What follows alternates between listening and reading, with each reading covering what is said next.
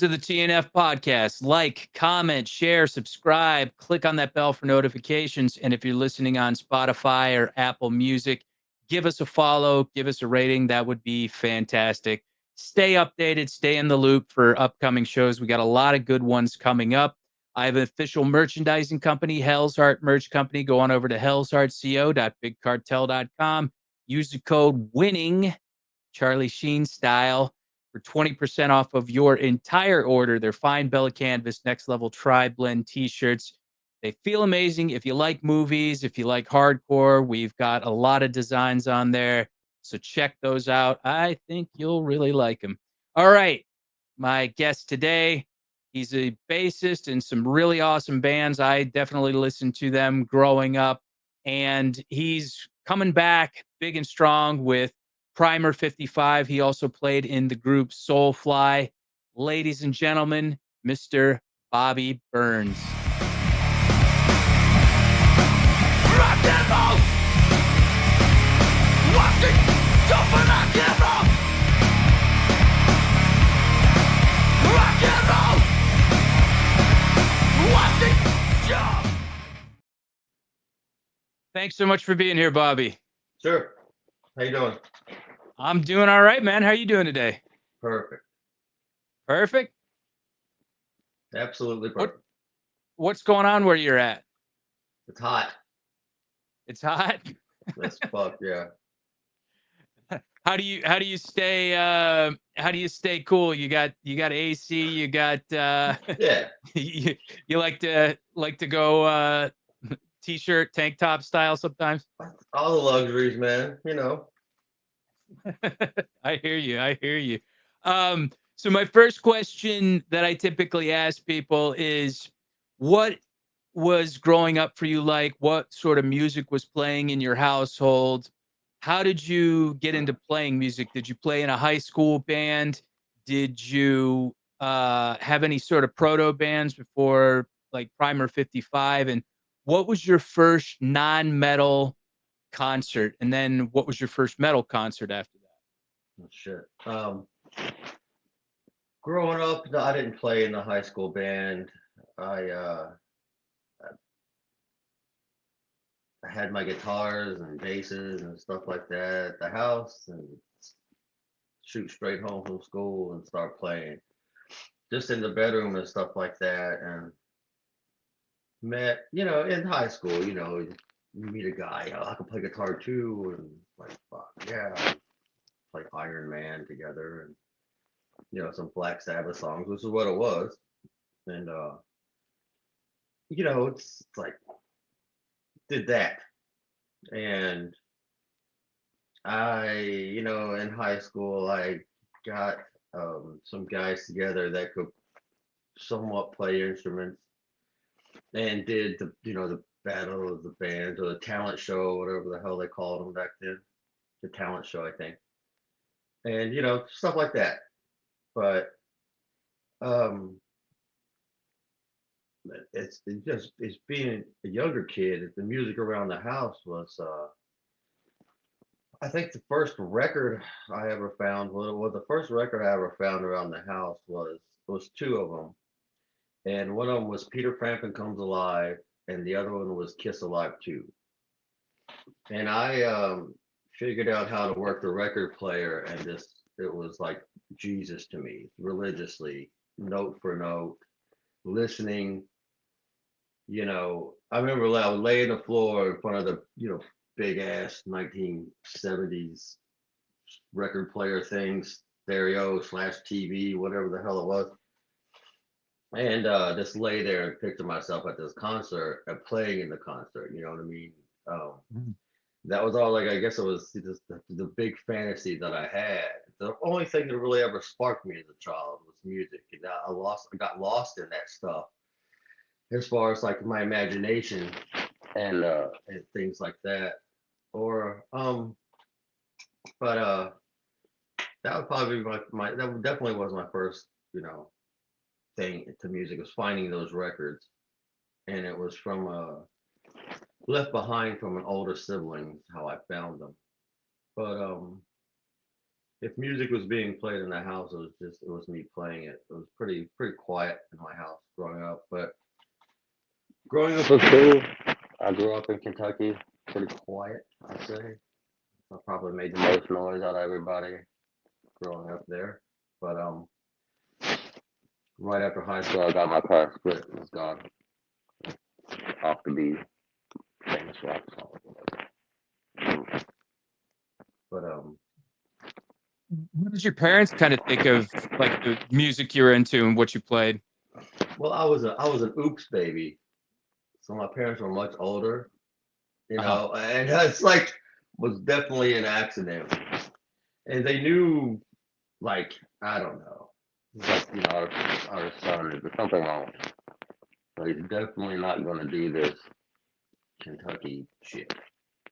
Right. Like grow up, get a height, graduate, get a job in a factory. Uh, it was never my thing. So this kind of let me be the entire time growing up. My parents just kind of let me do whatever I wanted to do. It was not really because there wasn't very many consequences, and if there was, that's fine too. It didn't matter to me. But once they figured that out, probably around I guess I was the age of like 15, 16. They kind of gathered that there's no really holding this guy or trying to get him to conform to anything. So they were just like, just please don't go to jail and whatever. And I was Yeah. like, all right, then cool deal. And graduated high school. I was probably gone like maybe a week later. We packed up my car and had a bass, had a guitar, man, took off. Never came back. Where did you end up playing when you went? I drove all the way to Detroit. I had no idea. I'd never driven on the highway before, and I didn't have know a map north south. I don't know which direction I left. I apparently went north, and I ended up in Detroit in the wintertime. Sucked, and I joined the band there and played with them for a little bit, and then that's just like, nah, it's not really the place for me. Ended up leaving there and going to Memphis. And it was never, I was like, I'm going to go to this place, I'm going to go to that place. I was just like, fuck it. I hear Memphis is nice this time of year. So whatever. Uh, and I went there, and that's where all things Primer started, and the whole beginning of that. Something is going on with your mic. Sorry to like, Right. like it's kind of scratchy. I don't know. Is it? You just got it set up on something? Maybe I think it against my shirt or something. Is that better? Yeah, I think so. Okay. Yeah, it sounds like it was like scratching up against like a cloth or something like that. But so you ended up in Detroit and then Memphis. What do you remember seeing? Like, I mean, did you end up seeing Peter Frampton or Kiss or any of those groups, or what was your first musical show memory?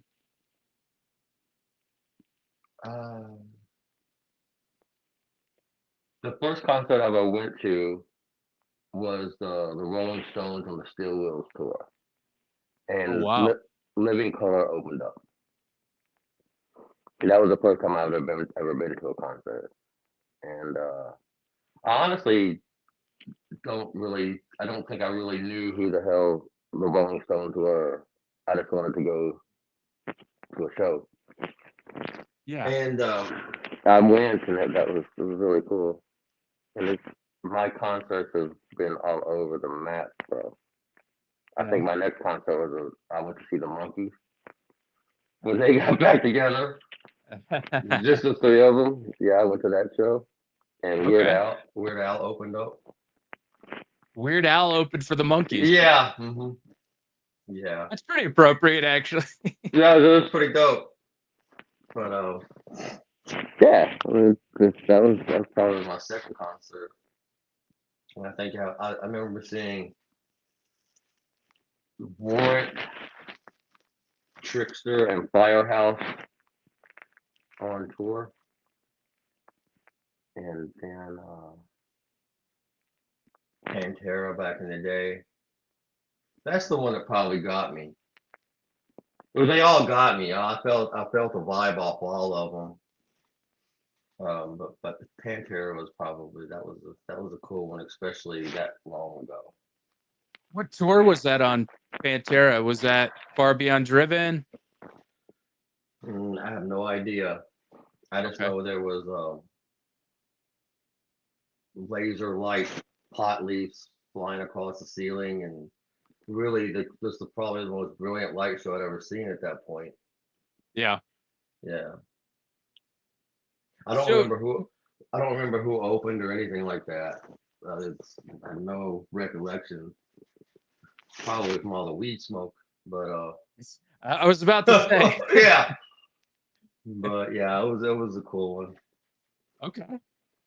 Now, how did you went up to Detroit and you played? Like, how did you end up getting linked up with Primer? Like, what was the formation of that band? Um, when I arrived in Memphis, I was playing in this other band for just a brief moment, and I was starting to meet people around Memphis and stuff. And I had a storage unit on Union, just behind Bill Street, that I lived in and played music in, and that's how I met Jason. And I had a couple of different singers who played, and Jason's band at the time and my band, which wasn't called Prime 55, we ended up playing the show at the New Daisy Theater on Bill Street. And I met Jason there. I was like, wow, this is really cool stuff, you know, I'd like to write some songs with you and stuff. And that's basically how we met. But we see each other like riding skateboards around town and stuff like that.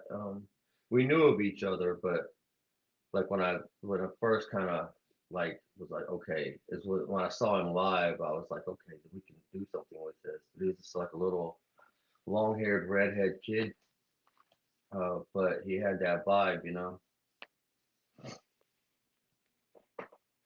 And so you guys started playing. Um, you started what, practicing in your storage unit, and then you what started playing like live shows in the area, and like what kind of was the response to that? Were people like digging it? Uh, no, Jason and I never really had a band. We had some guys that would stop in Yeah. and like jam with us, Hmm. but we were mostly writing and making demos and stuff like that. A lot playing around Memphis wasn't our scene, or Hmm. wasn't like really. I didn't care about that. We did do that, but it wasn't the most important thing to me. Um, it was finding the right singer and the right band members and stuff like that, which I never did find the right bass player or drummer during that time. But we ended up getting a record deal without a band, and you know when the labels and stuff like that were interested, like Jason, we need to find some dudes to play the show. We got to do these showcase shows and stuff like that when they fly into town and take you out to dinner and all this other stupid shit. And so that's how Junior and Josh came into play. And then I was like, it was like, okay, well, we got a record deal. And Junior and Josh, I think that was them, I think, were playing whatever live shows.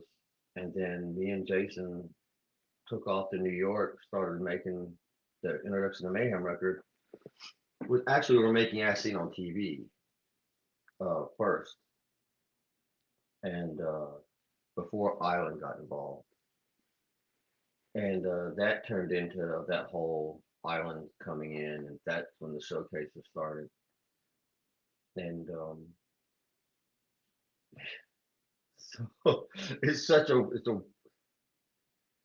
it happened really really fast, and it just if you blink you would have missed it. But we were up there in the wintertime, the snow all over the ground. So like, you got songs. I'm like, yeah, I got some more songs. Didn't have any more songs, but just started writing on the spot. And that's how the introduction to Mayhem record and the Acting on TV demo, independent label record, or whatever you want to call it. That's why I didn't have any drums on it. I didn't really know that I was going to be in the band. And so I played all the guitar, played all the bass, Jason sang, and all the drums and stuff like that were sampled or programmed. And then Island stepped in. There was kind of like a bidding war, like about money and stuff. And I took less money to go with Island and have more control over whatever I did, which is more comfortable to me. Um, I didn't have to worry about like getting blah blah blah producer or have to sound like this or you got to write that song. So Right. that was all in my contract. I didn't have to do that stuff. I could do whatever I wanted, and these would be the songs. And here's the record. You can have an opinion, but I don't have to follow your rules. And it worked out, I think. But made that record. Record's getting ready to come out. They're like, "We want you to play a show in New York," and I'm like, "Oh, I don't have a band, or whatever." So that's when Junior and Josh got called. Like, here's the record, learn it.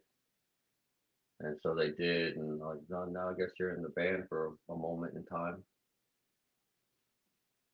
How did you initially get the label's attention without actually having a band? Did somebody send in a demo or did Yeah, some yeah, yeah.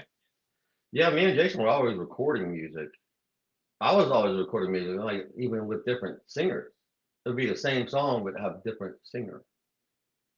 And the band I originally went down to play with, that drummer had played on the original a few songs on the one of the demos. And I brought him a copy to the studio we were using because I was helping them out. And he left it there. And then somebody picked it up, but I had my pager number on it. And so somebody picked it up, played it for somebody else, and then it started making the rounds, and that's when people started paging me. You And I just dated shot. yourself, by the way. A pager. I know, right? I had a see-through pager that lit up. It was badass. It was blue. Yeah. Back So they in paged 1837, I was paged the label or so get a page. they paged you, and like how did you feel about that? Did you really expect to hear back from them? Or was that kind of just like I didn't a expect to total hear shock? anything. I never sent anything. Oh, you didn't send it. Sorry, Hell who sent no. it? Like somebody The, from the, the studio we were using. oh, okay, okay, okay. Yeah. I mean, like as a band, like, did you? They So then were, that would have came as a total shock to you because yeah. yeah, okay, all right, Yeah. Yeah. I wasn't, we were just focused on writing songs, man. yeah. And all I did, like I said, was laid it there. I didn't leave it. He left. And right there, written in ink pen, Colin 55, my pager number. You know, So that's how you it went. must have really felt like you had made it to the level where you were, you were speaking about like being a kid and just visualizing yourself being one of those larger than life rock stars, and you're like, holy shit, like it's starting to materialize. That must have been kind of like a real otherworldly kind of feeling. Right at the time I stopped giving a fuck about anything that had to do with that, I didn't give a shit if I spent the rest of my life underground playing music. But the moment I gave up any kind of dream I had, that's when it happened. You Wow. know, I guess if I would have kept chasing that dream, I would have been like every other band and beat the streets and make the flyers and playing all these shows for free and playing people's backyards or whatever everybody did. But I would just rather write songs. Right. Yeah. And do something we want to do and eventually put a band together. So that was kind Hmm. of like me and Jason were on the same page with that.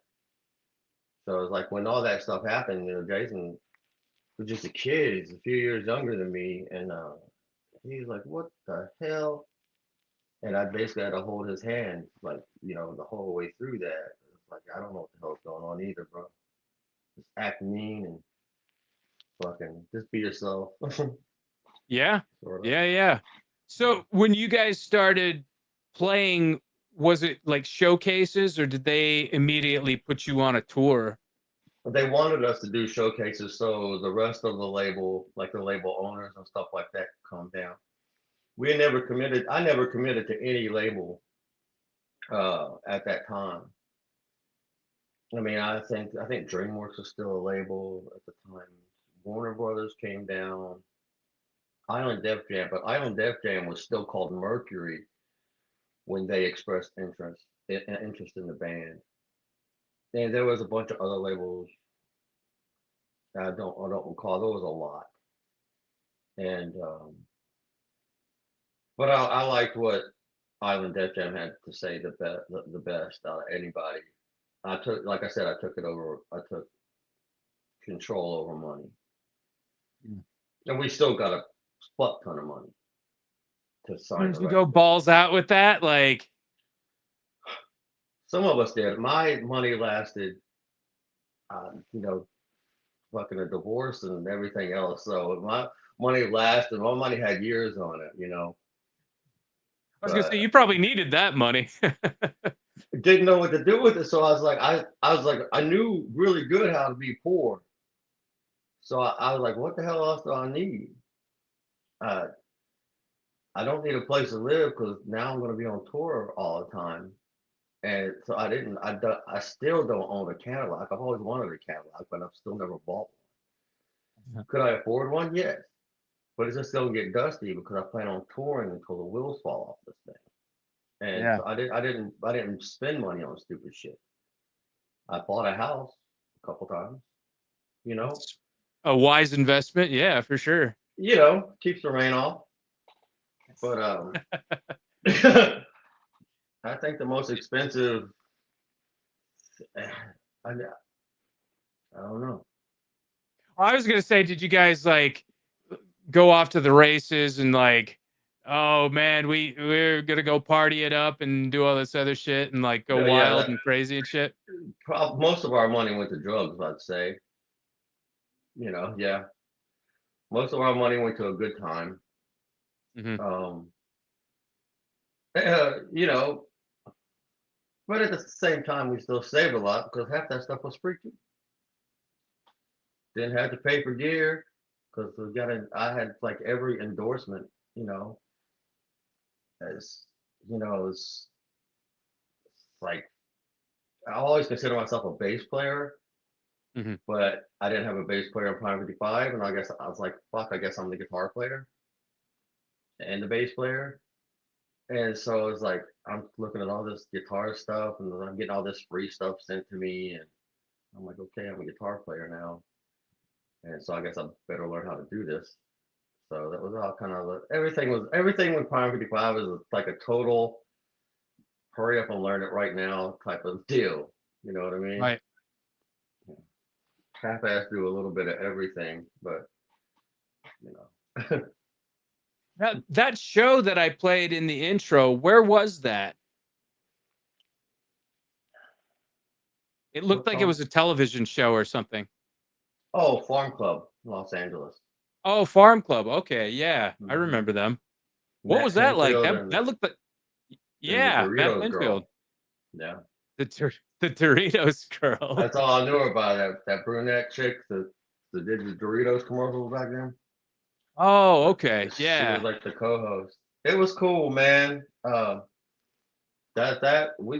played that show right after Ozfest was. We were another weird time. But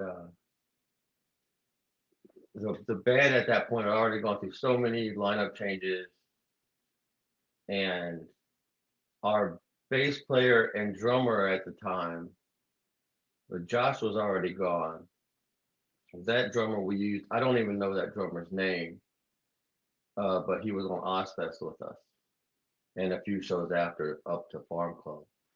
But him and the bass player quit the night before and ran away. Like the drummer was from California, we were on the West Coast. They had their like girlfriend come and get them, and they left. And like, where the hell is everybody at? We're like, you're so scared of you and Jason, and you guys are crazy, and all this other stuff. And my That's why they managers quit? come. Yeah, and we were pretty nuts. Um, but our manager came down. I remember I'm in the back lounge of the bus. And the bus is parked at some hotel in Hollywood, and I heard Jason go, "Oh shit!" And I heard the stomping and beating on the back door of the back lounge of the bus, and I was like, "What?" It's our manager. He's like, "You're filming a fucking television show in the morning, correct?" And I was like, "Yeah." Well, would you have any plans? And I was like, "No, I'll figure something out. I always do." And needless to say, they were really, really, really extremely upset with us. And they're like, "You better figure it out now." So I had to pay some dumbass amount of money and just come sign some agreement to where those two guys would do the show, for the Farm Club show, Yeah. as long as they didn't have any contact with me or Jason. They come in from this side of the building, we come in from that side of the building. We played the show together. They immediately left. No contact, fucking anything like that. Which is better because I would whoop somebody's ass. But And that's what happened. That's what that's happened. what happened. Yeah. Wow. And we played the show and it went over really great. And then we were playing Phoenix the next day with the Deftones. I don't recall who played bass for that show, but I knew a band called Torque in Phoenix. And I called the drummer up. I was like, "Do you like Brian?" He's like, "Well, yeah, of course." And I was like, "I need you to play the show with us tomorrow. We're playing with the Deftones, the festival." And he's like, "The fuck?" And I was like, "For real, just learn the fucking songs." And maybe I told him to grab a bass player. And so we did that. And So we had one day. yes, Oh God. I didn't say the show was great, but I say we did it and we made it from point A to point B. Sure. Yeah, we played versions of every song. Pretty much. Versions. Yeah, Very, got you. very improv. But it worked Okay. and everybody thought it was cool and nobody really knew the difference. Hey, I mean, I was like, you could just say that. I'm not Go going ahead. home because these dudes quit the band. Right. I'll take a nap and I'll think about it, figure it out later. You'll finagle something. I feel you. Yeah. Okay. All right. So So yes. so after those guys left, how many more shows did you guys have after that? Or was that just like, was that the end of the run, or then you No, had to no, recruit more people? You no. had to keep going. We went back to California, played all the way up the coast, bounced between before Vegas and all that stuff. But we toured for a long time after that. And We that was with these guys jumped from on Phoenix? this was literally a couple of days after Ozfest and all this stuff happened. A couple of days after that is when we jumped on the Soulfly tour. Oh yeah, with opening for Soulfly. Okay. And so we did that entire tour back across America, up and down, stuff like that. We just kept going. We didn't stop. I don't really know when touring for we toured for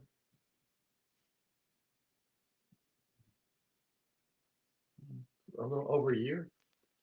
And that was with these guys from Phoenix. Like you scooped them up, and then they The continued the rest of the run with you. the drummer stayed throughout the Soulfly tour.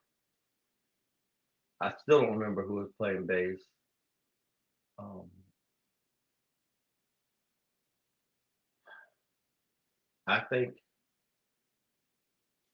Junior came back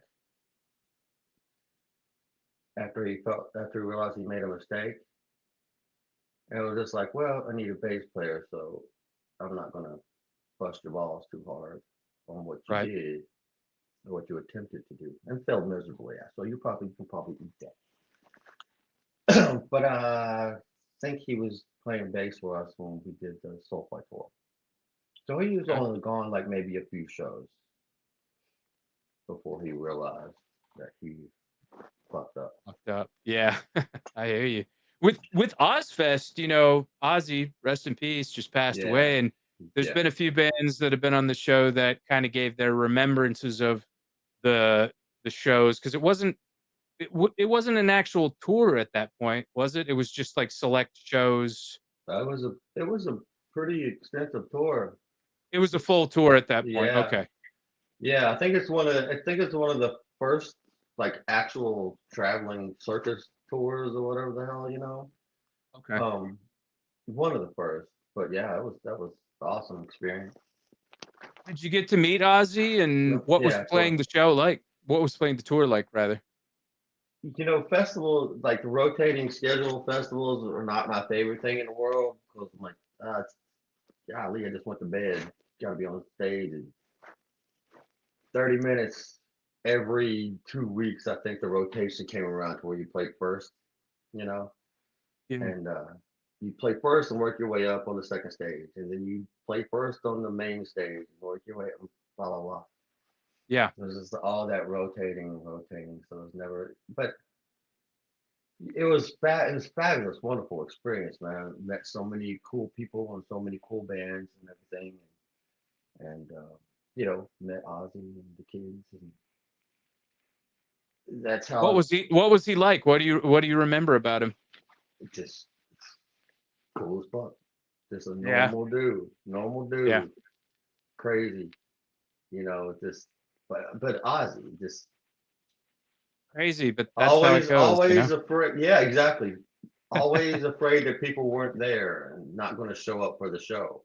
I Admit you're heard Ozzy about that. Osbourne, man. Yeah. Joe Rogan told a story about that where he said he was backstage with Ozzy, and he told Joe Rogan, he said, "Hey," he said, can you look out like the curtain?" Like they had a curtain that was drawn back. He said, can you look out the curtain?" And he goes, "Yeah, sure." And so Joe Rogan looks out into the audience, and Ozzy asked him, he said, are there any people out there? And Joe Rogan is like, "Yeah, you're Ozzy Osbourne." He was like, "Oh, I just wasn't sure if any people were going to show up." And it's Yeah, like, what? he So lived he's every really day that humble. as Ozzy Osbourne, man. We were sitting at Tommy Lee's house outside. He had a cookout when it came to California, and we were sitting at these picnic tables outside of Tommy's backyard. And here comes Ozzy with a paper plate, a couple hot dogs, a hamburger, something like that, and sits down beside us. And he was like literally sitting beside me. I'm like, fuck. And I already met him, you know what I mean? But it's like, Yeah, how in the hell do I start this conversation with Ozzy Osbourne, the guy that thinks that nobody's going to show up to the fucking shows? You know, right, the most non-rock star guy, but he's got 57,000 people around him at all right. times. You know what I mean? Sure. But it was just, he was just Ozzy. He sat there and ate his hot dog and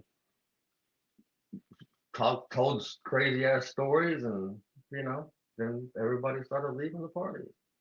Yeah. Went back to our buses and played the show the next day. You know, How well were you guys received at Ozfest? That had to be like some hype fucking shows right it, there. it was really good tour for us. It was a really excellent tour for us. I mean, the band was on. You know, we were firing on our all cylinders. I'd say more so than sometimes, but I mean, you know, given all the problems internally, they kind of left when we went on stage. But then they would start as soon as the last note hit. That's when the problems would start again. And the only time that we kind of got along for that period was on stage. Just kind of like that nervous. We didn't get nervous about playing. We got nervous about who wasn't going to show up for stage, play the show. Yeah. Could have been me sometimes, but it breaks my heart when I hear about bands having such a good on-stage dynamic, but then when they get off the stage, it's just chaos, and nobody sees that. Nobody that's a fan of the band actually sees any of that behind the scenes drama, No, they should. It would do them some good. They wouldn't talk as much shit on the internet if they actually saw how 4 people acted with each other. Sure. And then everybody was on drugs too at the same time. That did not help. No. So I'm sure not. And but the Queens of the Stone Age was on Ozfest that year. That was a fucking mistake. I learned a lot of shit about drugs from Queens of the Stone Age. Oh, okay. Yeah. Okay. They had like 15 people in that band for people who couldn't play that day. There would be some other dude come up and play guitar. And then you would see like the other dude that was playing guitar for 3 shows, he'd show up 3 shows later. Wow. And you wouldn't say, oh dude, it was insane. Absolutely right. insane. The only thing, the only permanent guys that you see every day was the singer and the bass player. At least they came prepared. Hell yeah. I was like, if I could afford this, which I can't, but I was like, that's a brilliant idea. Yeah, take a few day bender here and there. Enjoy yourself. Yeah, right. Yeah, wow. That's fucking wild, man. One thing that always kind of stood out to me was the artwork to Introduction to Mayhem, because I thought it was cool. And I remember, I want to say I was in Japan whenever I saw it, and I almost thought you guys were like a Japanese band at first, because I'd never heard of you guys, and I just saw the artwork, and I was like, oh, this looks like an anime, like, cartoon or whatever. And so, what was the source of inspiration behind the artwork, and who is the artist, and what sort of other material have they done? It was a cartoonist from New York City, and I believe his name was Lego. And we were going through the thing, and I'm really observant about what's going on. So I looked at every band that was coming out and was out, and I looked at their art with their covers and stuff. I was like, we're not doing that. Yeah. Let's make this the most. It was a really, really expensive cover for a band's first record, debut, major label record. Yeah. But I was like, I don't care. And what made it so expensive?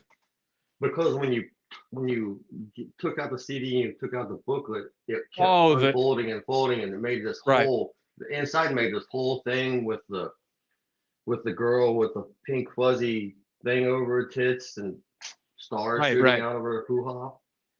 Yeah. Clowns on unicycles or whatever. It was very expensive. And I was like, that's the thing right there. That's we want this, and like I said, they gave them. It looks so different, and I would have never been able to assess the genre that you guys were in just based on the artwork, because, like I said, it is so different, and like your contemporaries of the time, it didn't look anything like anything else was putting out as far as stylistically is concerned. Right. Back when you could walk into a CD store, it's like you'd always go to the P section and like, Cowman 5000, what are they doing? Well, ours is going to pop more than yours. Primus, there's some obscure kind of cartoon stuff, but ours is going to be brighter than yours. And that was like kind of like the goal. Yeah. Right. Yeah. No, I mean, like, I love the artwork. I think it's great. It just reminds me of like a manga or like, something like that. And then you guys ran up until 2001. You had another release after that, and then you guys kind of went into like a little dormancy up until 2007. What kind of precipitated that? Was that kind of more the abuse problems, or was it just people were getting burnt out? What kind of happened? When touring for the for Introduction to Mayhem record, when that was over, we went home, which is something we never done. I had Jason was living down the street with me with his wife at the time in an apartment, and we definitely needed the time apart. But I was like, I gotta start writing for this, and we did. And I'd go over to Jay's every now and then and check on him, and some days were good and some days were bad. And then the label was like, "You got any songs?" And I'm like, "Of course I got songs," but I didn't have any fucking songs again. And I had a bunch of ideas, but I didn't have no beginning and end to anything. And like, they're like, when are you planning on starting the second record? And I was like, well, next week. You send me a plane ticket, I'll go. Where you want to make it? New York again. And in a whatever. And like, well, who you want to produce it? And I was like, me and someone else. And they're like, whatever. So I'm on a jet back and forth to LA, New York. I think I talked to Ron, had a meeting with Ron St. Germain, Ulrich Wild, who did Static X records, which I was a really big fan of. I thought the sound of those records. Then I started being like, now if he does it, we're gonna sound like Static X. I don't want that. So I did it. Call Eddie Wall. I was like, somebody call Eddie Wall, which is Eddie Wall has been with Primer 55 since the very first time we recorded our first album. And Eddie Wall, we recorded the As Seen on TV demo EP independent thing, whatever you call it, at his parents' house in the basement, in between takes from the washing machine going. And that we did it, but it's like Eddie Wall has always been hungry and stuff too, and he's smart and intelligent, and he really knows what he's doing. And so, and then when we did Introduction to Mayhem, we did that with Eddie, and it was a little bigger and nicer. He had a house, and same thing. We never went into studios to record. We always recorded in houses. Never been this. The only time we ever went into a studio was on the new release to record John Stanier from Helmet Drum Tracks, because he played drums on that record. Because I don't want to use machines. So they were like, "Who you want?" I was like, "Anyone?" And they're talking about who's the dude that got fired from the Foo Fighters. They played with Perfect Circle and Josh Shit. Freeze, Josh Freeze, yeah, he played in Nine Inch Nails and the Vandals, yeah. They were like, you can have He's him. sick. He's definitely sick, expensive as fuck. So okay, I'll pass on that one. Right. But they were like, can you think of anybody? And I was like, Helmet? And they're like, of course we know Helmet. We're New Yorkers. And I was like, can you go about him? And they're like, yeah, we can make that happen. He came up. Yeah. Helmet's like one of my all-time favorite heavy bands.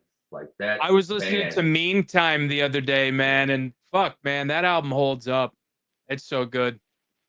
You can't stop them. But yeah, I got John to come in, went to the studio, cut his drum tracks. He stayed around. He gave me Henry Bogner's bass that he did the Meantime record with, because Henry gave it to him. And I played that bass on every track of the new release record. That's Henry Bogner. That's Henry Bogner's bass. That John absolutely refused I offered him like children, like I'll give you my firstborn if you give me this bass. He wouldn't do it. He wouldn't do it. But I played that bass on there, and then we went to Eddie's crib and started. Me and I'm getting ahead of myself, but You're good. like while we were recording the drum tracks, me and John, like I was writing songs. He was like, "Well, what's next?" And I was like, "I don't know. Let's just jam it for a minute. This will be the chorus. This will be the bridge. Then we'll blah blah blah out." And John's good enough to be like, "All right, then cool." And he's like, "What do you want me to do?" I was like, "Be John Stanley." And it was fun. It was stressful, but really fun. But that's how Yeah. we did it. Wrote every song like on the spot right there,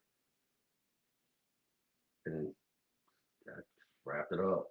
And then went to Wow. Eddie's house and started. I started doing my thing, like putting the official bass tracks and guitar parts and horn sections.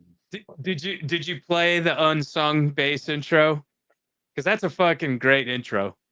I didn't want to because I don't think those guys were getting along very good at the time because everybody was already out Oh, of the band. okay. Yeah, Paige had already fired everyone. So I didn't really like kind of like I would have loved to have played it with them because I definitely Yeah. know it. But yeah, I didn't push it. It would have been cool. I got the Yeah. bass and the drummer, so I got to play the bass and I had the drummer. Yeah. My Yeah. my Well, half a helmet. yeah. No, I mean that's a great score right there. And Yeah. we'll definitely get into talking more about, the new record and what's kind of upcoming for Primer 55. But I want to rewind a little bit.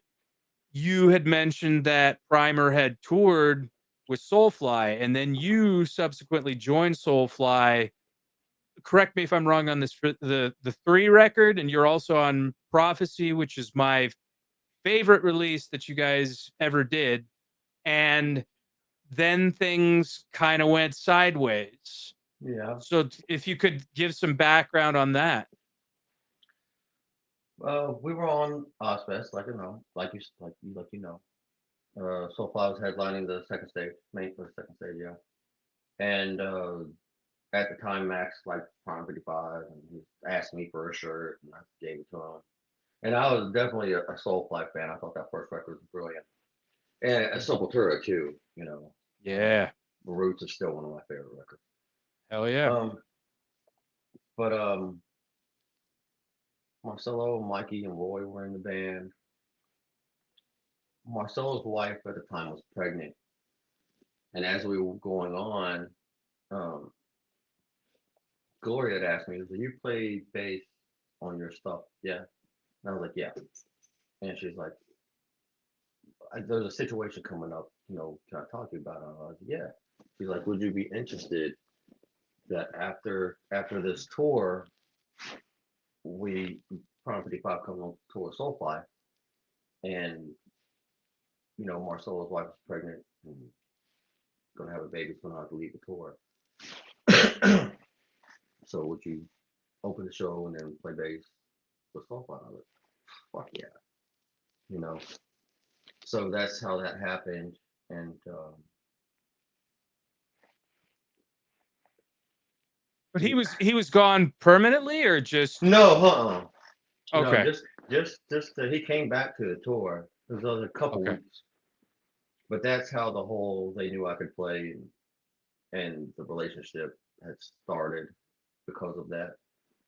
Um, but yeah, he'd come back and it was just like business as usual. We finished out the tour and went our separate ways and finished whatever we were doing.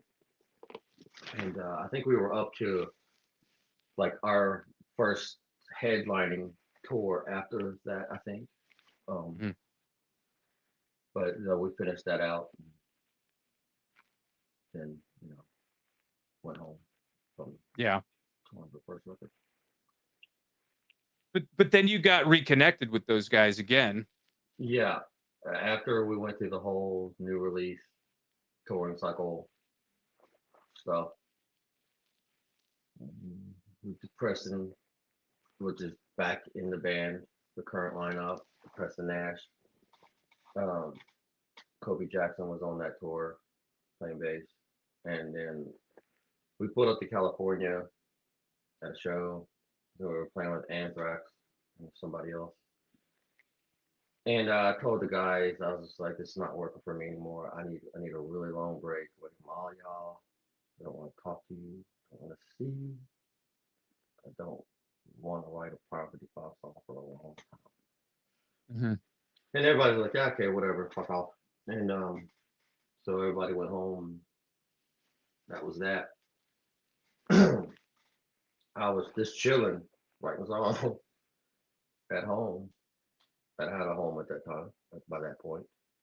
And I had a studio in my basement. And I just stay down there all the time. And I got a call one day from Gloria, and she was like, "Hey, what are you doing?" And I was like, "Nothing, just chilling." She's like, "Well, we're getting ready to make a record. You want to play bass on it?" And I was like, "Yeah, I'll play bass on a Soulfly record, sure." And I went out there, and that was the making of the Prophecy record. Um, You weren't on 3, or you were? no, that was Okay. Mikey, Marcelo, and Roy. Okay. Okay. Me, Joey, and Mark. Me, Joe, and Mark joined um, on the Prophecy record. Okay. And Dave Ellison from Megadeth, he played bass on like 4 or 5 of those songs. Is he the one that's in the Prophecy video? Yeah, he's the Dave Okay. from Megadeth. He's a player from Megadeth. Okay. Yeah. Yeah. Yeah, Yeah. yeah. And and I came in and I did the rest. Got my money, went home. A couple weeks after that, got another call. I was like, "Hey, we got some tours coming up. You know, do you want to go to Poland and South Africa?" And Oh I was like, wow. "Fuck yeah, Yeah. totally go to South Africa, man." Yeah. And then I was in the band for 8 years and 4 records after that. So Holy shit. yeah. And why did you end up leaving the band though? Or what was the reason for departure? Uh, just like any other thing. 8 years, long time to be around anybody. Um, I just had my first child, and that was cool in the beginning until it was like I don't know. There's a lot of inner workings to different organizations. Um, some things I grew unhappy with, really extremely unhappy with, Mhm. and here comes the Deftones again. I don't know. 8 years later, we pull up in some country in Europe doing a festival, 60,000 people, and the Deftones were there as usual. And I was like, we were going home the next day, and I had spoken to a couple of guys in the Deftones, and I was like, nah, I ain't coming back. I'm done. I'm not, I can't do it anymore. And that conversation and stuff like that, I flew home. In my head, I'd already quit. And I told my wife at the time, I was like, I can't do this anymore. Like, money's not a problem. I can chill for a while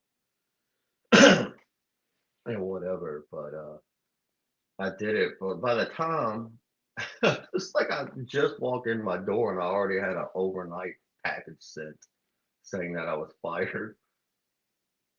This was But before you had made the decision to quit? I'd already made the decision to quit because I told the Mhm. dudes, and then I flew home from Europe. And literally, Oh, like the next day, I got a big thing in the mail overnight saying that I was fired. I didn't even get a chance oh, to. I didn't ever even had a chance to call them yet. But that's how the thing was, the tension and stuff. So that cause they yeah, knew it. I definitely knew it. You know. right. But that's how that went down. What But why I was there so much tension between those guys? Was it with me, Yeah. uh, I didn't give a fuck. I never gave a fuck from the first day. I never gave a fuck. I'm the same dude every day when I wake up. You Yeah. know what I mean?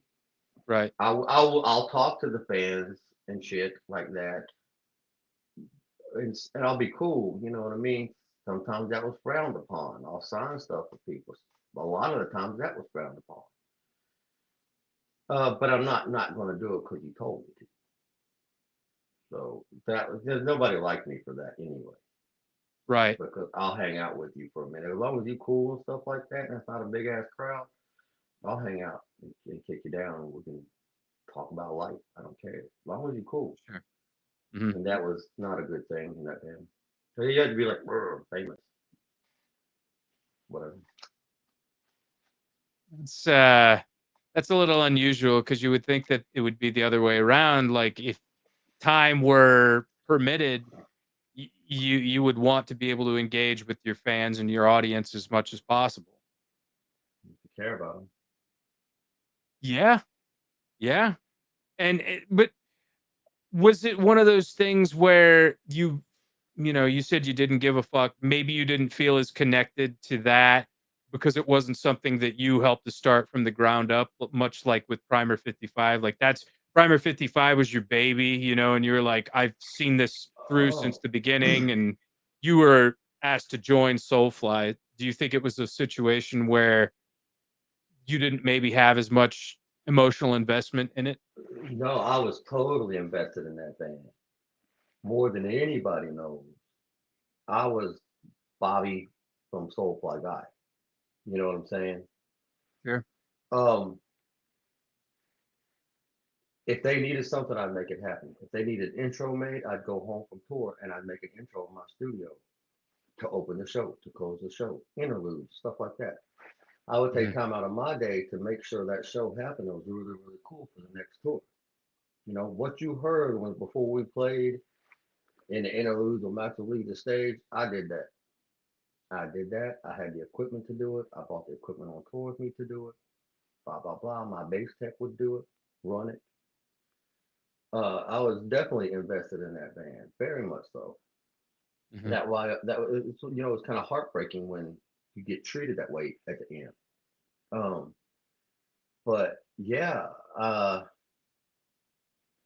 stuff had happened with the label, and they were like, we need to make another record. And at this time I was living in Orlando, Florida, and I had a studio down there with a guy, Tim Lau, and they were like, we need to make a record. We don't have a lot of money. And I was like, oh, Paul, I got a studio. Come to Orlando and let's make a record. So we did. It Mhm. was called Dark Ages. Made it my studio for next to nothing. Yeah. I was totally invested in that band. Mhm. Could have made a lot of money off that record, but it didn't. Mm. Nobody can ever question my loyalty or anything like that to those guys while I was in that band. I did everything I could have.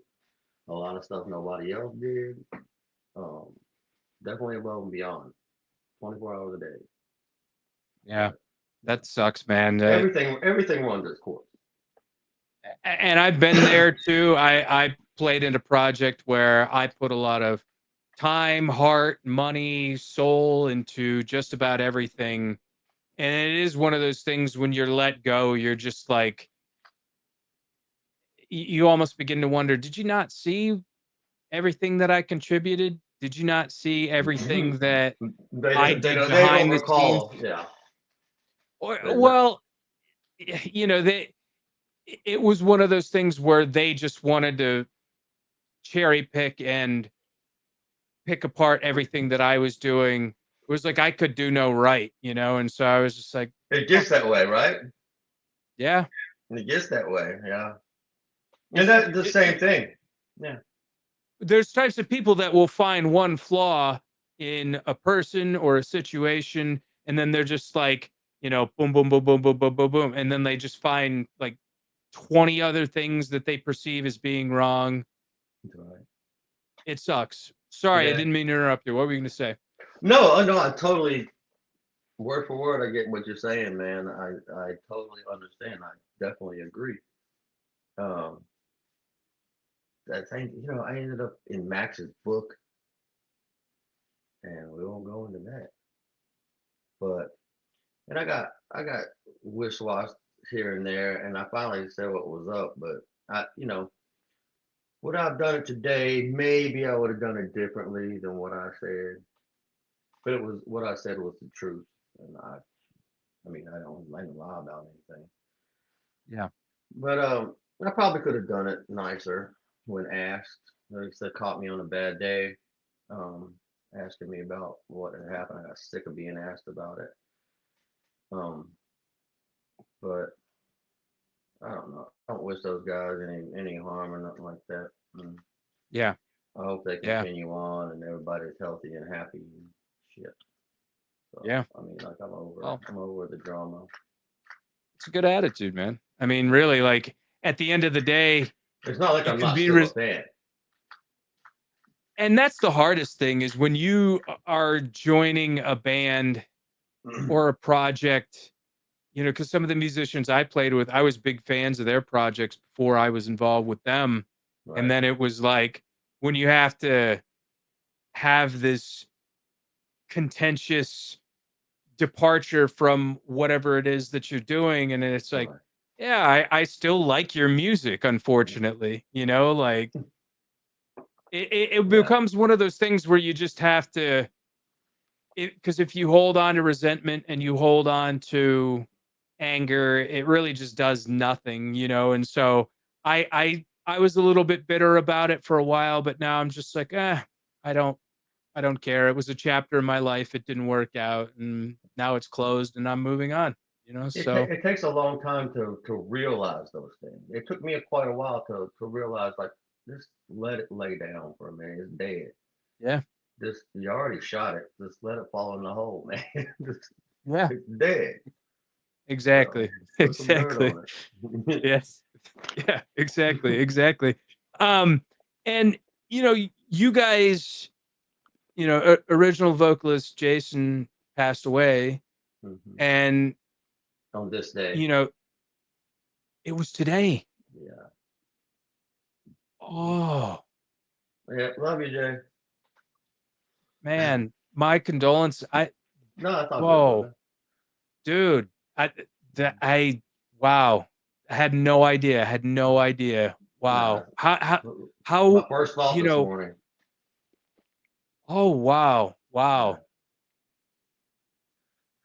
Ooh, man, 8 years. yeah, and I mean, you guys, I mean, you were really close. I don't know if you had any like.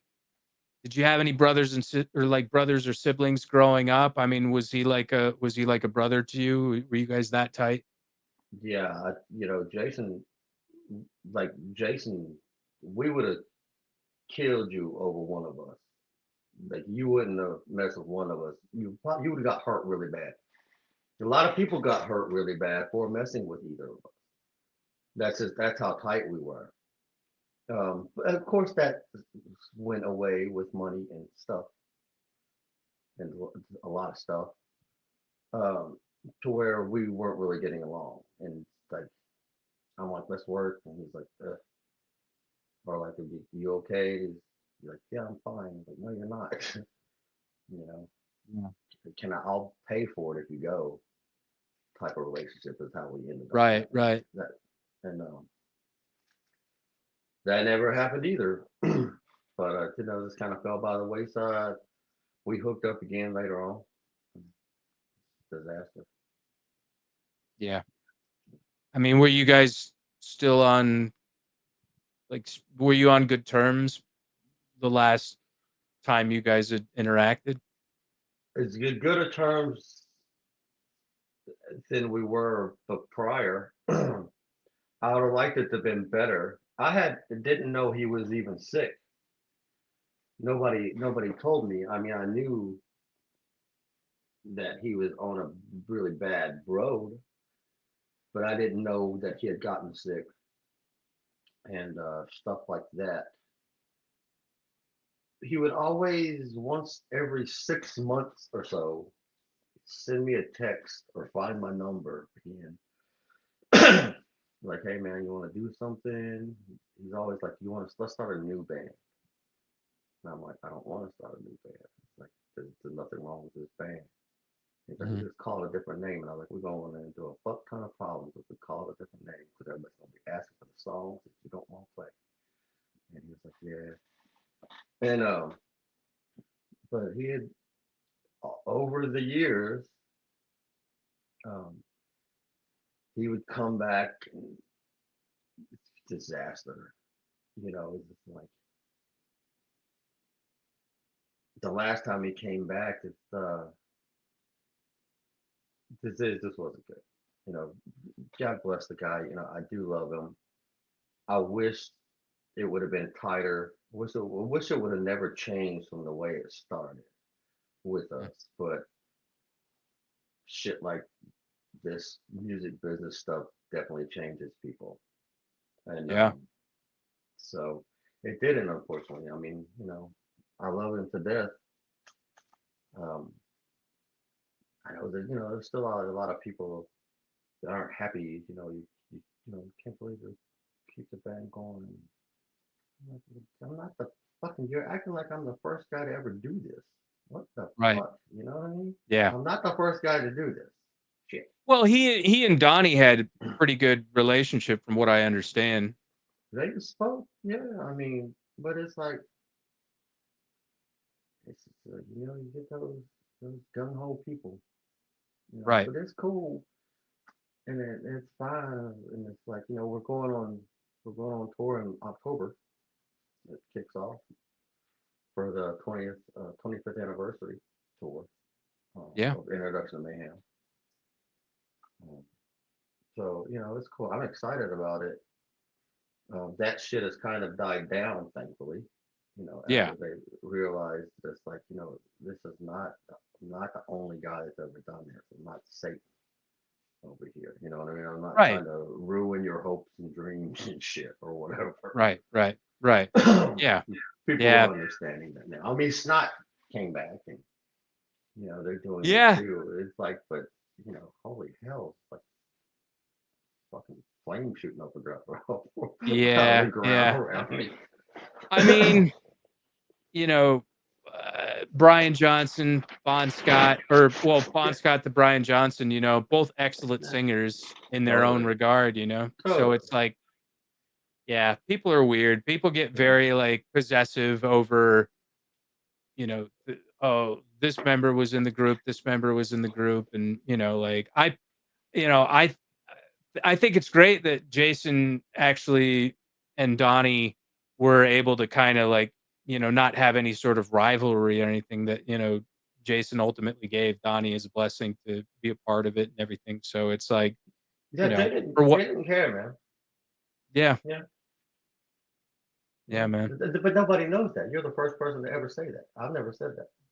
Well, Donnie had told me Yeah, that, totally. But it's you know, never been mentioned by us before because who would believe us? oh, okay.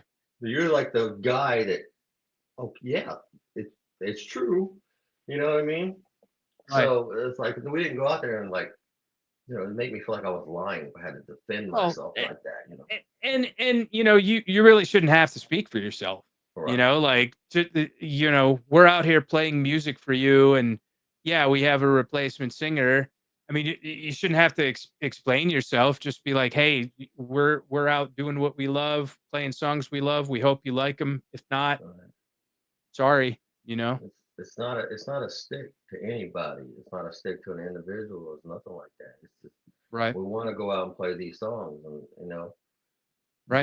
Donnie tried to be in the band before, and everybody just crucified his ass, Right. and they really gave him a really fucking hard time. And my hopes are that they'll understand this time that I think enough time has passed that everybody knows I'm never going to make another introduction to mayhem. I'll never make another new release. I'll never make another song that sounds like Loose or This Life or anything like that. I don't write that way. I've already done it. So Right. anything that we do after this point, after this, it's going to sound different than anything that we've done Right. because that's the way I write songs for this band. And that's because that's what I enjoy. I'm not writing it for anybody. I hope you enjoy it, but they're my songs, and I will like them first. And as You a know, musician, you would hope that you would mature and start to do different things, which you are. of course. Like Smashing Pumpkins on Gish sounded way different than they did on Adore or Well, Machina or yeah, any of those later albums. Like it's just a part of developing and changing as a human being. Our tastes change. We don't want to do the same thing over and over again. You know, People should just learn to kind of accept things like that. you don't have to buy it. You're in complete Exactly. control of purchasing anything. You know what I mean? You don't even have Yep. to support that record. If you want to hear the old stuff, come see us live because we're gonna play that too. I like Deftones' later stuff than I like their older stuff. For real, I'm I like mean, reversed on it. are you? Well, Yeah, okay. Unpopular opinion. I think Adrenaline is good, but it's very primitive. I feel like I've outgrown that record. I really do like Around the Fur still. I listened yeah, to some of it the other day and I'm like, yeah, it still holds up pretty well. When I think they started really coming into their own was when they did White Pony and they did their self-titled album. That's when right, their sound really I feel like started to mature and change. And now they're just like they've kind of transformed into the band that like I've kind of the genres of music that I listen to now, like they're way more in line with that. Like they've got the whole spacey rock, like post rock thing going on, and I absolutely love that. And they always had little tinges of it here and there, right, even in their earlier albums. But now they've really kind of morphed into that sound fully.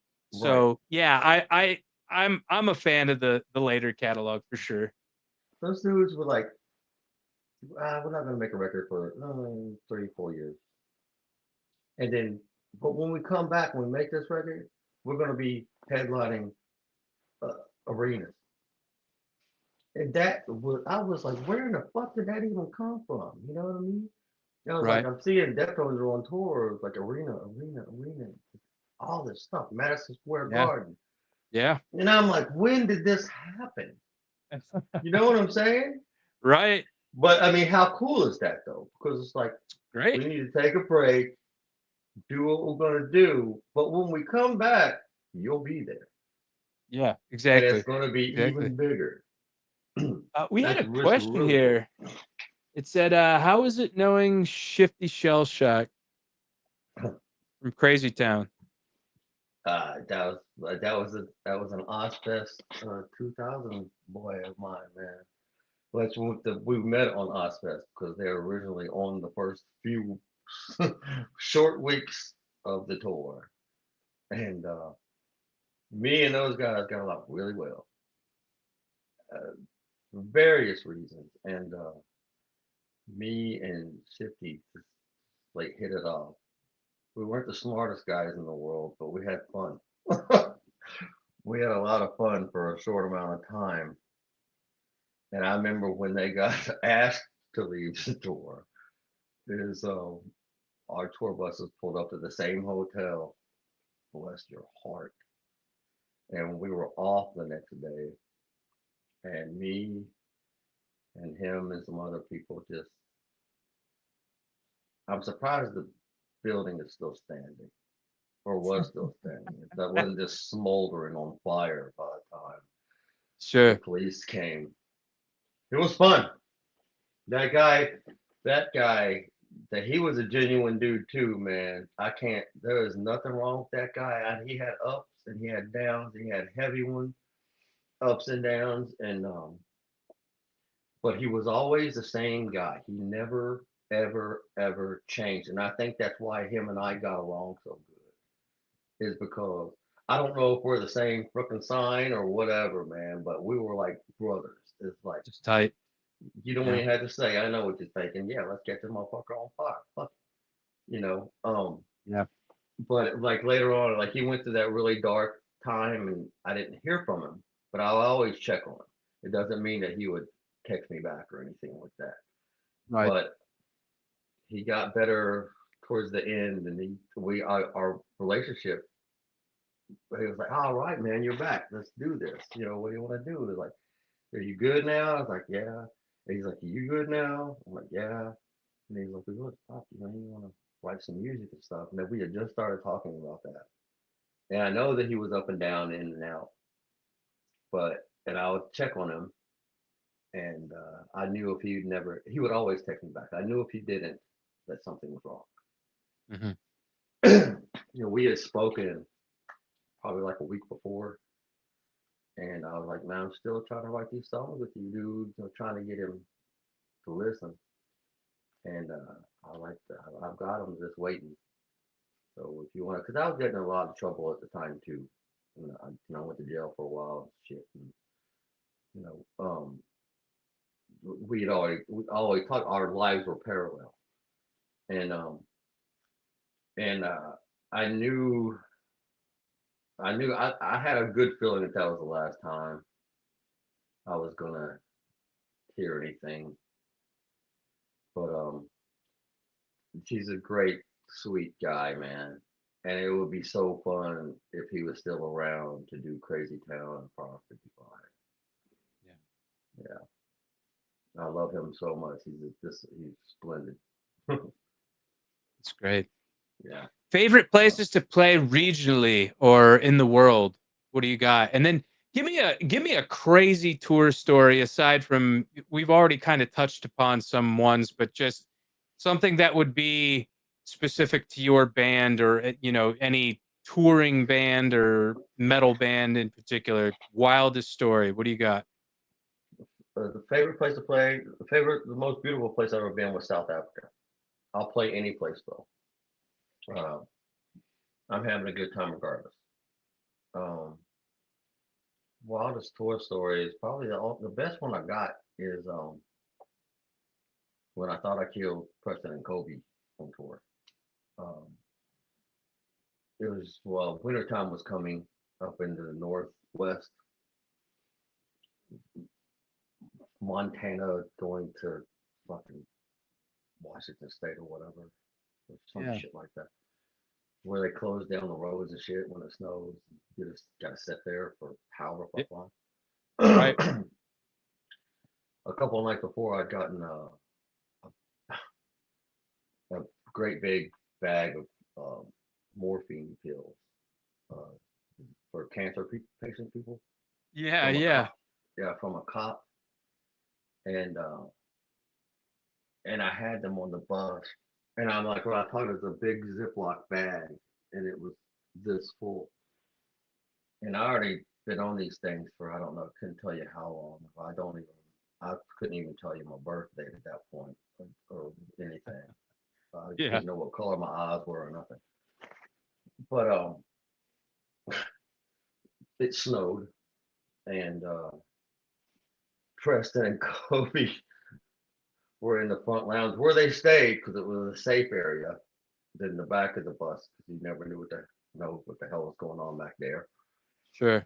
And Jay was in his bunk, arm hanging out. I stepped over and probably yelled at him or some shit.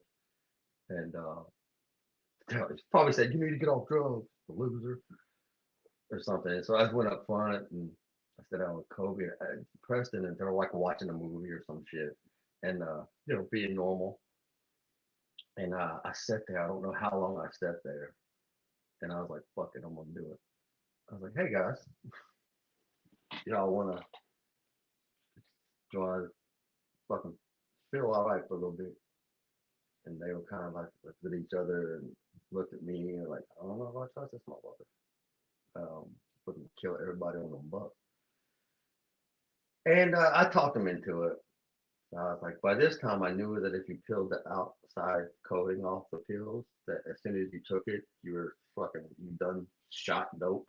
You know what I Mm. mean? Yeah. It was amazing. And so I got them on that, and I was like, fuck, what if they die? And I start freaking out. They're less like just laying there drooling, and slobbering and shit. We didn't die, but I don't recall. Preston probably got a good version of this too. Uh-huh. I don't recall that moment because I was like, I got friends to do drugs with, so I'm gonna just tear it up. My heart will stop tonight. I don't recall that moment. I know it was cold and there was snow up to here, but we played shows from Seattle all the way down to Los Angeles before I realized that I didn't die. That was a person. I don't recall anything within that time. Wow. I mean, I could have killed somebody or something, but I don't recall. I Wow. don't have any recollection of it. It's gone from my memory. So Wow. we got to Los Angeles. I got more, and they didn't want to do Yeah. I mean, understandable. Understandable. it. Um, what I'm an arts and media guy. Like, what are some films that have influenced you, like in the past? What do you like to watch now? Obviously, like, biggest musical influences. Who are some upcoming bands we need to look out for? Upcoming bands. You got me on that one. Okay. I rarely listen to music at all. When I know I'm getting ready to write when I stop listening to music. Mm, It just happens that way. sure. I can't tell you anything I've listened to. I've been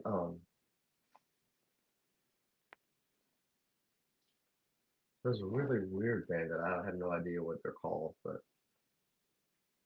I've been listening to. Um, Other than that, it's just kind of like background noise to me at this point. Sure. Um, Films currently, there's nothing that impresses me. Nothing. No, unless Wow. some good scary stuff. I love horror films and stuff like I that. can send you a list. Yeah, there's a bunch of good, like, I mean, I'm a big horror guy, so Please, I'm yeah, always I'm always constantly on the lookout for new good horror films, and I found a few gems here within most recent years. But I sweet. mean, films have passed. Like, what do you know? I'm a big fan. It's like I'll always watch. If it comes on TV, I'm watching it. I don't care. It's like Pulp Fiction, Reservoir Oh Dogs, yeah, a lot of Quentin Tarantino stuff. I love Requiem for a Dream is still one of my favorites.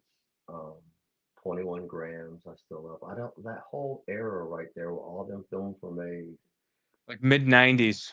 did something like I love them.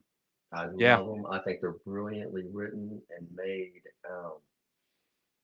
It's just and Pulp Fiction probably would be my all-time favorite movie ever. so good. Yeah. Um, but I can watch any of that stuff any time. 'Cause Yeah, sometimes I can't watch it because it triggers me to want to do stupid sure. shit.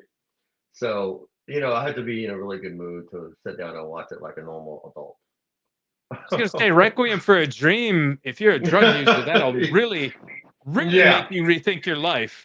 yeah, totally. Yeah. Um, but how true is it? And it's like it's just real, and it's like a real life, man. It's Yep. like it just grabs you. But 100%. yeah, I haven't watched it since I saw it the first time. It was that heavy of a movie yeah, for man. me. Yeah, And it's many people brutal. say that too. They're like, I really liked it. I don't want to watch it again. Scared me to death. But Yep, yeah, I'm dumb totally. enough to do that. Um, but yeah, it's like that kind of stuff. But I wish I knew some new music, but I haven't paid attention. I just like when I start wrapping up, I stopped listening to music when I started talking to the guys again about getting the band back together. Sure, sure. I No, haven't I hear I you, haven't man. been able to listen to anything. It's like Yeah. I mean, I'm a little out of touch myself and, some of the newer bands. I've been slowly discovering some that I really like. Oh God, who was this band I heard here recently? Terminal Sleep. I would love to have them on this show. Fucking awesome band. I think they're all pretty young kids, but they're where are they really from? good, really good. I don't know where they're from, but they have a girl singer and she's sick. Like she could belt it out. Like she's really Real good. Yeah, heavy I'm a band, big right? fan of. Oh yeah, yeah. She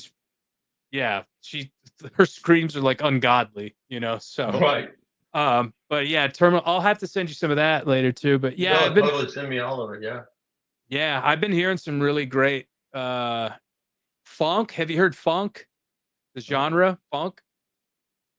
It's like Memphis hip hop, and it's got like electronic, like MIDI, like type, like synth keyboards over it. It's almost like, I don't want to go so far as to say techno because it's not like it's more like atmospheric, like synth music, but then it's got like, you know, dirty South, like 3 6 Mafia style, like rapping Oh, on it. Yeah. okay. I think All you'd right. like it. Yeah, if you're into that kind of stuff. Yeah, good Yeah. stuff. Yeah, Last Century. That's a good one that I really like. But now here's a question I always ask everybody that comes on the show. What is one piece of advice that you would give to your younger self?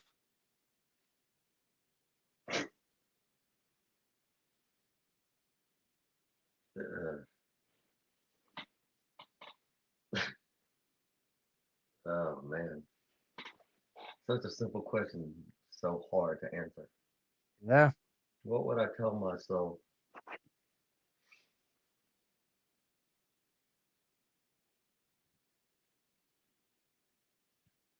What would I tell myself?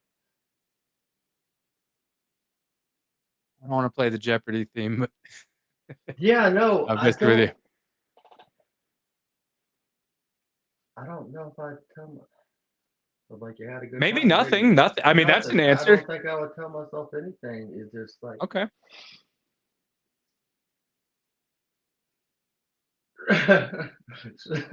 I would tell myself to stay away from them girls. That's what I would tell Yeah. myself. Yeah, that's probably the best piece of advice I'd give myself. That's Is a good don't, one for me too. yeah, don't want to go through Yeah. that again. Yeah. Yeah. At least not as far as the I was having a discussion with one of my friends the other night. It's like prenuptial agreement. Doesn't matter how Oh much my money you God, yeah. have. Doesn't matter how much money you have. Whatever. Like you could love her to death. Get it in writing. Great men have been leveled because they didn't get a prenuptial agreement. There's a whole Chris Rock sketch about this, where Well, it's like probably. you just have to. It just saves your ass. And if she says no, red flags. You might as well be in China. There's going to be so many red flags, like Right. I can't even, I won't even, I won't do it, so no, I'm with you, man. I'm with you. That is very good advice. Yeah. Fuck it. Had many try to ruin me, almost succeeded, but No, um really. I can tell. oh I can tell you about what the ruins, ancient ruins that I have surrounded myself with. I've been yeah. ruined a few times. Yeah. They can tend to do that sometimes. They seem to get enjoyment out of it sometimes too. I don't get it. I don't know where that comes from, um, but Primer has got some stuff coming up. You guys are reunited. Yeah. Donnie on vocals. You're Yeah. doing the 25th anniversary tour. What can we expect from that? Are we going to get any new recordings too? Yeah. We are. Like I was saying, I've stopped automatically listening to anything remotely close to rock and roll. Hmm. But we're leaving on the first tour in October. Don't have the dates in front of me, but we'll be on the road for the rest of the year at least. Hopefully, my plan is to have a new single at least by the end of the year or the beginning of next year. February is the latest to have Okay. some new music out. So it's all still it's in my head right now, and I've definitely religiously been thinking about it. Um, I don't know what it's gonna sound like. It's gonna sound like whatever it sounds like, but I'll like it or it won't come out. So Sure. yeah, Gears are still turning. yeah. But yeah, we're gonna do. We got a lot of shows coming up. We got a really cool tour coming up in November that I can't talk about right now, but Okay. with another really cool band. Um, but you know, that'll go and we'll do something in December and go home for Christmas and probably kick it back up in January, February with the Oh new with yeah. the new song. Fucking awesome, man. I'm looking forward to it. I hope you guys come because actually I met Donnie in Gastonia whenever he rolled through with Scarhead and all them. Okay, And yeah, hopefully you guys get to make it out to Charlotte and I'll be able to see you guys all collectively. I think it'll be fucking awesome. we'll be around. All right. All right. Cool, man. Awesome, dude. I want to thank you so much for being a guest on the show. It's been awesome. I really enjoyed hearing your stories, and I hope everybody else did too. And if you like what you heard, you can click on that like button, click on the bell for notifications, like the video, comment on the video, share the video. Helps us in the algorithm greatly. This channel has been slowly gaining momentum. We've also got an audio version on Spotify and Apple Music. So go on over there, give us a follow, give us a rating. If you can't watch, give us a listen. I listen to podcasts while I'm busy with stuff. So if I'm not able to watch the video, I just throw it on the background and it's great. And as I mentioned at the top of the show, got a merchandising company, Hell's Heart Merch Company. Go on over to hellsheartco.bigcartel.com. Use code WINNING for 20% off of your entire order. Like movies, you like music, hardcore, whatever. Check it out. I think you really enjoy them. They're really nice shirts. I think you'll love them. But everybody, thank you so much for joining the show. And please support Primer 55. Give them a follow on Instagram, follow them on Spotify, do all that good stuff. I'm going to post all the links in the comments. So, like I said, everybody, thank you so much. Namaste. Jobless. Be good. Thanks so much, Bobby. You got it, brother.